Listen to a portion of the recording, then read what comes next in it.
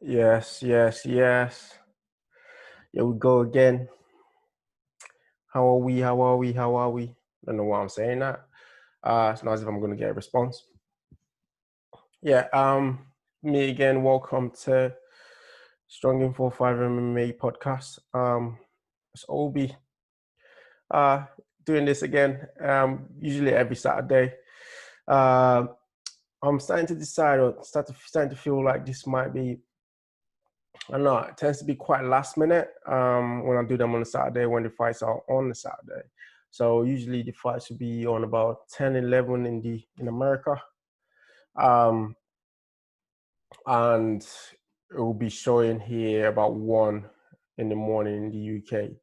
So it's currently 15:47, so nearly 4 o'clock in the UK. So it's quite late.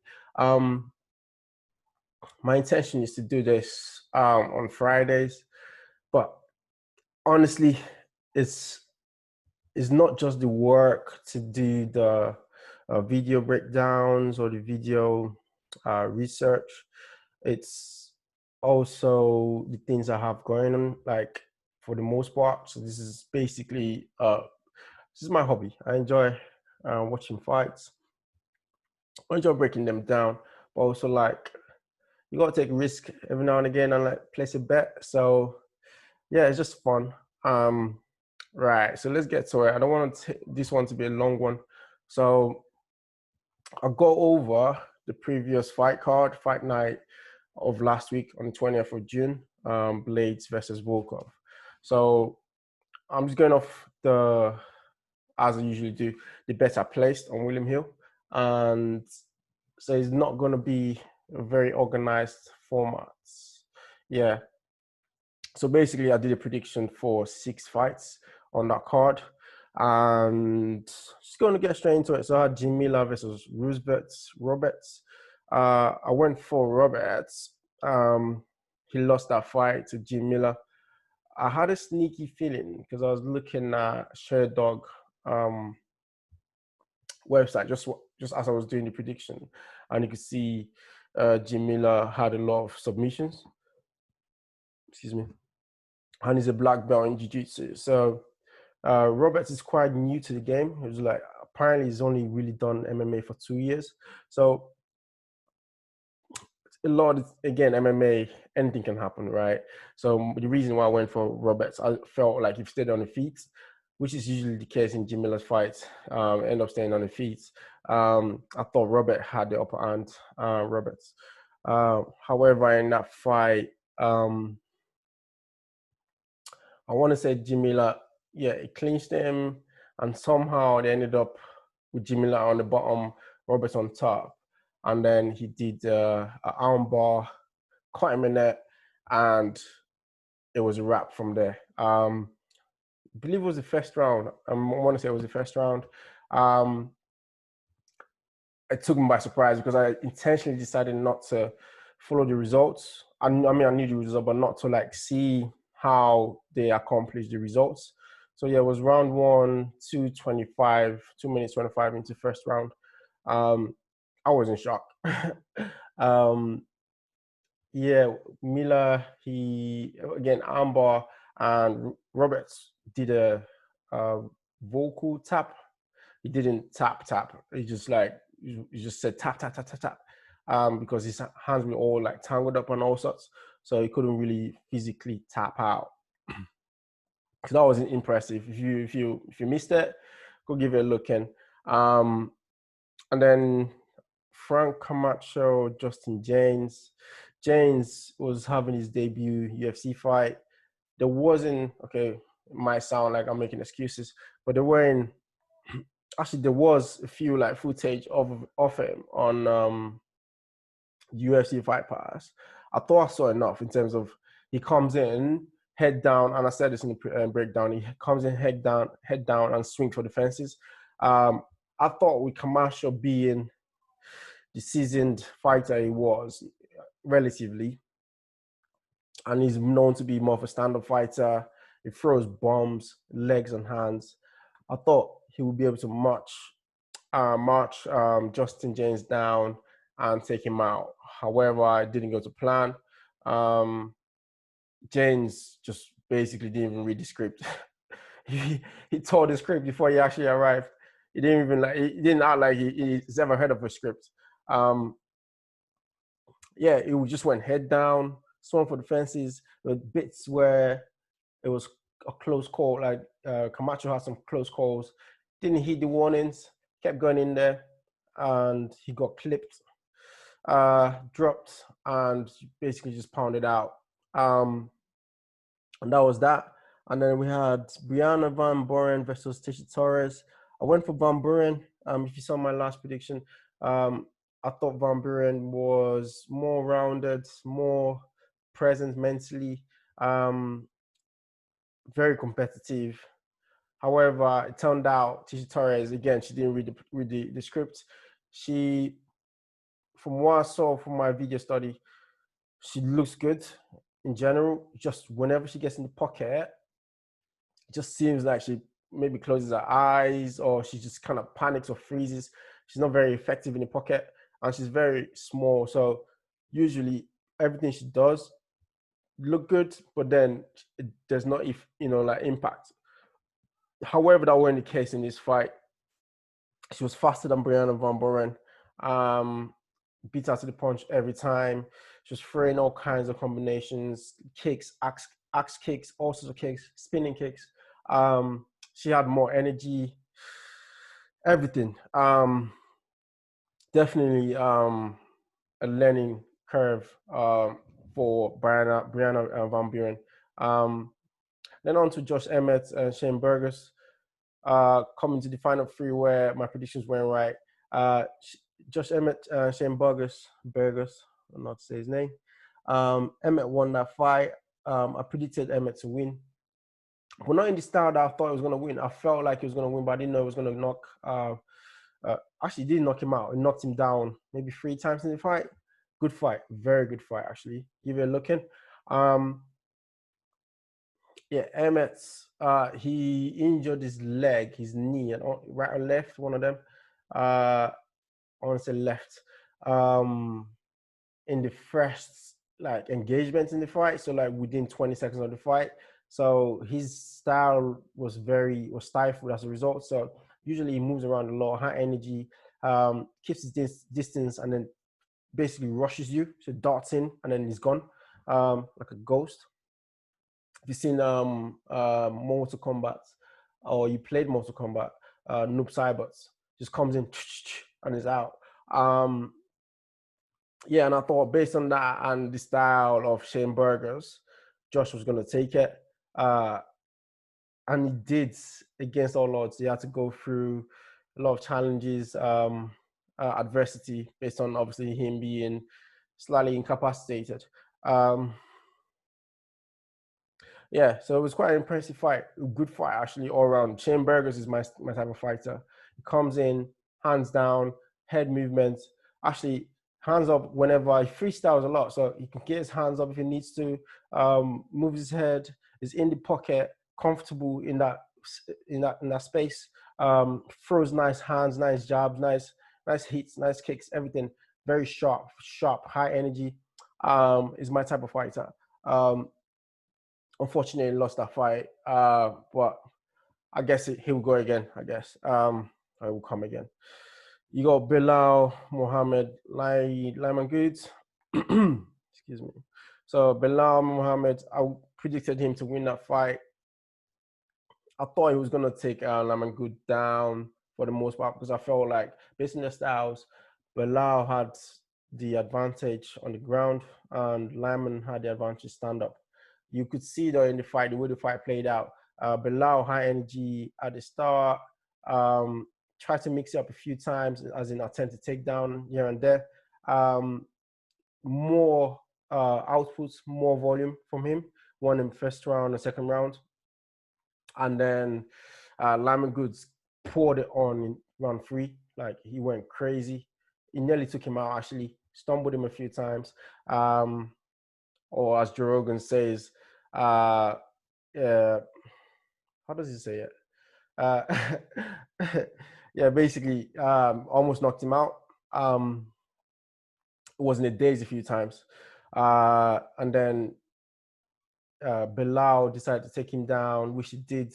So it kind of looked good towards the end when he took him down. However, for the most of round three, Lamb Good was like amazing. Like he had Bilal's timing down to a T, and he just poured it on him. But a little bit too little, too late in that one. I mean, I'm happy. I predicted it to be, Bilal, so I'm happy. Curtis Blades, Volkov. I got this one right. So just like I predicted, different styles, really like just different fighters, and you always know that a wrestler is going to be at an advantage against a striker more often than not. So yeah, it turned out to be a domination, 5 rounds, and that was that. So on to the reason why we're here today, right? Again, like going back to that card or prediction, I was quite confident, or I felt confident going into it with the 6 predictions I made. I'm not gonna lie.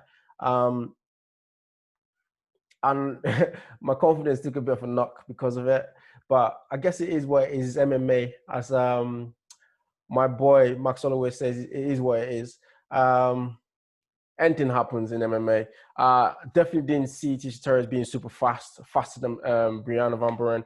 Basically, just pouring it on and confusing her. I didn't see Justin James beating Frank Camacho just because of I don't know. I just felt because of his experience and because of what I've seen, it would be better than Justin James. However, you can see that I think Justin James, not I think, and he beats him to the punch. So again, speed kills when you think about that. But then obviously Jim Miller and Roberts. Roberts didn't need to take him down or be on the ground with Jim Miller. So that was, I would say, error of judgments on his part, but also fight IQ comes into it. So that's one factor you want to look at, like with a lot of these fighters, like what's that IQ like? What's that experience like? Because that comes into play. This is MMA, anything happens. All right, so let's get it to the fights for tonight then. Where are we? Poirier Hooker fight night. I'm gonna say out of the gate, guys. I don't necessarily like this one. There's a lot of unknown names on the card. A lot of people I won't bet on. Yeah, I don't like it. So I'll get into it though. Poirier Hooker. I definitely feel like it's a mismatch. In the sense of, for the most part, they're both stand-up fighters, or they prefer to keep it standing. Hooker in his last fight against Paul Felder, I felt he lost that fight. It was in Australia, so home advantage kind of played into it. He tried to take Felder down a few times, didn't happen. So his wrestling is lacking a little bit. What it does is he stands on the outside on the periphery.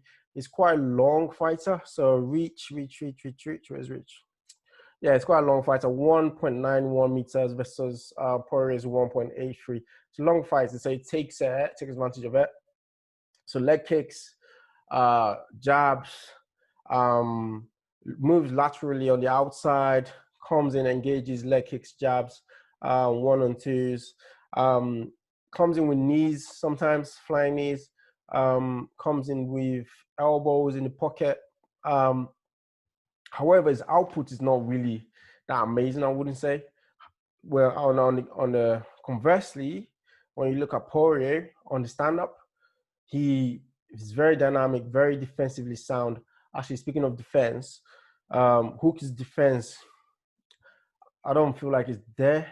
Is where it needs to be at this level. So like head movement is not really there. It's very central, very static. He relies on his lateral movement to get out of trouble, or his backward movements when he's already sort of like under pressure. For a guy like Poirier, whose boxing is like top notch, crazy high guard, crazy defense coming in, crazy defense going out on his entries, switch stances, combos, heavy hands, leg kicks, very dynamic, moves around all over the place. comfortable in the pocket. So if they keep it standing, it's Poirier's fight. To take it to the floor, Hooker has to have good wrestling. I don't see that happening. He does well on the clinch, so potentially what you could do is clinch Poirier. Poirier is a veteran in the game. You're not going to clinch him and get your hooks in and just rear naked choke him just like that. So I don't really see that happening.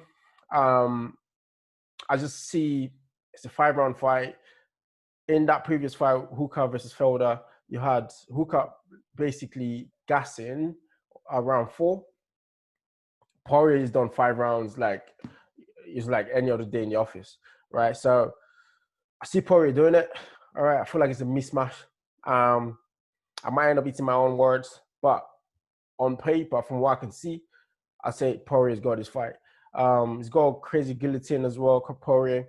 Hooker's got a crazy jiu-jitsu as well, like when it gets to the floor, or guillotine as well. But I don't see that coming into play too much in this fight.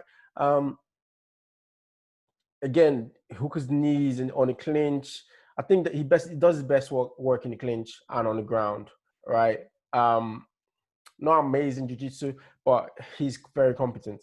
I don't see that coming into play in this fight though. Like jiu-jitsu, clinch might be might be a factor.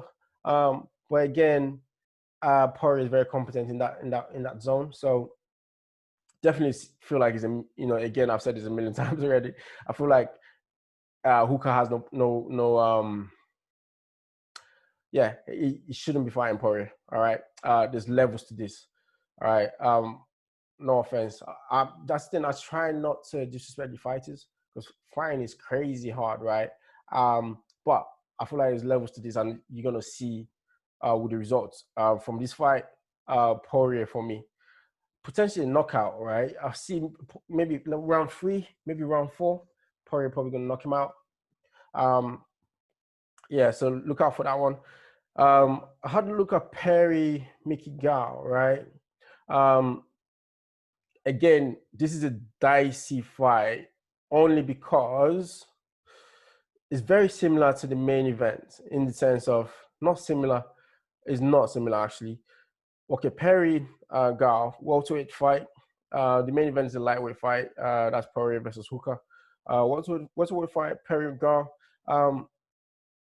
Perry's, I believe he's lost 3 and won 3 in the UFC. Maybe 6 out of 6, 6 and 6. So 1 6, lost 6. So he needs to start like putting together some wins. From the sounds of it, his head is not in the right place. I don't want to get into personal stuff. But based on their skill sets, on the stand-up, Gao don't want to be stood up with Perry. Perry is very comfortable on the stand-up, knocks people out, heavy hands, potentially gassing issues. Both of them potentially have gassing issues. Not potentially. I know Gao has gassing issues. Perry, a little bit, it gasses out as well, but not that bad. Excuse me. Crazy hands, nice combinations, heavy hands. Gao is not comfortable on the stand-up, so I see him shooting to take Perry down. His wrestling is not that great though, singles or doubles. So he'll be looking to close the gap, close the distance, clinch, get his hooks in, and potentially maybe pull guard if he needs to. He's very wily in terms of like his approach to his grappling, which is like bringing his jiu-jitsu into game. He's a black belt, Gracie black belt. So he's quite highly, his competence on the ground. So for me though, you need to have some wrestling to bridge that gap, and it doesn't have it. Again, he comes into his own on the clinch. Is whether Perry has the IQ, fight IQ to be able to disengage and keep him where it needs to be. I don't think this is going to be a fight that I want to place a bet on. Just because of these little variables. I feel like Gao's head is in the right place in terms of like he's disciplined and he knows what he needs to do to win. Perry is very unpredictable. Definitely a knockout if Gao stays standing. I know Gao is not going to stay standing just because he's smart enough not to. But for me, I don't see him being able to take Perry down either, unless going in the clinch. He's a bigger guy, he's taller. So I wouldn't want to even make a prediction on this one. It can go either way, easily go either way.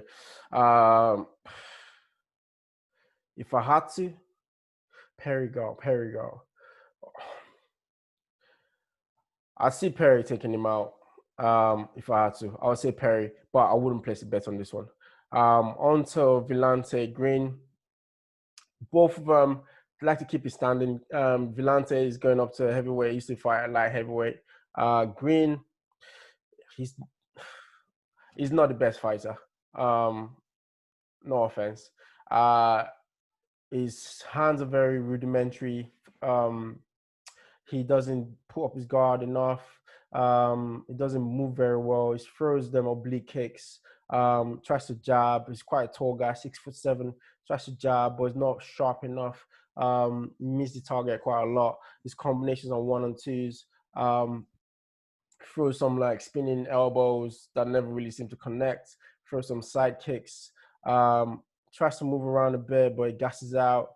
Villante, he's got heart more than anything else. He throws very wide combos, so like swings from the hip, basically trying to take you out. But he plants his feet and is very predictable. So I see Villante coming forwards and taking the fight to Green. Only again because I don't feel like Green has the power. So basically keep Villante sharp or like honest. So Villante coming in, swinging for the fences, swinging for the bleachers, and potentially Villante taking it. Volume-wise, I see Villante having more volume than Green. Again, Green's had some gassing issues in the heavyweight division. It remains to be seen what kind of Villante, how Villante shows up, what shape he shows up in with him moving up weight class. But based on just their physical skill sets and attributes, I would say Villante would take the fight to Green and potentially take him out. Not knock him out, but like just out voluming and basically look good on the scorecards for the judges. So that's my prediction for that one. Again, it's not a fight that I would necessarily, put my hopes up on if I'm placing a bet on it. But that's what I'm going to go for. And then my final one, I'm going to break down Luis Pena versus Kamal Worthy, lightweight fight. Sorry about my voice today, by the way, guys. Got a bit of hay fever, so it happens. It is what it is, Max Holloway. All right, so Luis Pena, Kamal Worthy, straight in. Different styles again. So Luis Pena, he likes to think he's quite a decent stand-up fighter. So, but he's got a lot of submissions in his record. Is amazing at jiu-jitsu. Not amazing, very competent jiu-jitsu. Submits people, very flexible, legs, hands, all sorts. So his limbs are everywhere. It's quite long for that division. So if you get on the floor, he can spin his legs into different crazy places and like lock you into a submission. But that's where it comes into his own. It comes into his own on the clinch, on the ground, but not on the stand-up. On the stand-up, he's very low volume. He backs away from trouble when he needs to, but he keeps his chin high. So it can be easily timed and caught if Kamal Worthy basically game plans around that. His Pena's defense coming in or going out on the stand-up is not great. So really, if Kamal Worthy is smart or competent enough, this is an easy fight for him to shine and look good. Kamal Worthy is coming off a knockout in his previous fight. He's got really fast hands. He moves around a lot. He moves his head forward and backwards.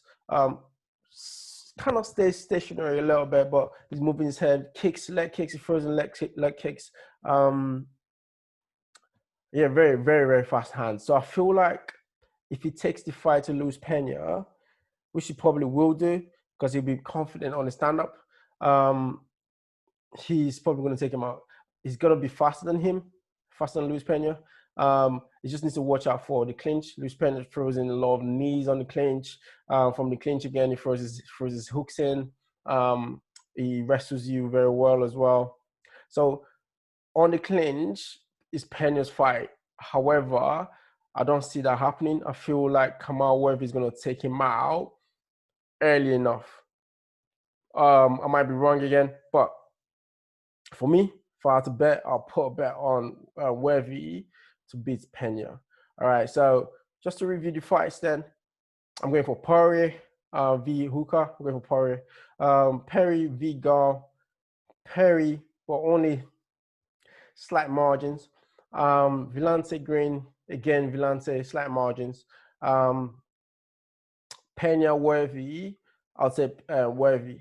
All right, so it can go either way because they're very different fighters. But I see Worthy getting it just because he's quite sharp. He seems very intent on doing, impressing.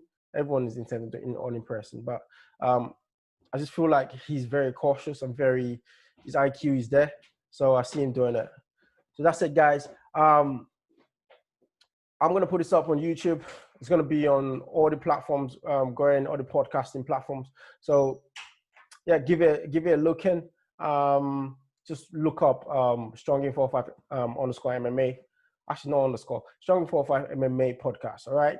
All the listening platforms, you got Google Podcasts, you got iTunes, Spotify, all of it going. Ticks all the boxes. Give me some love on YouTube as well. Share, like, all the good stuff. All right. Peace.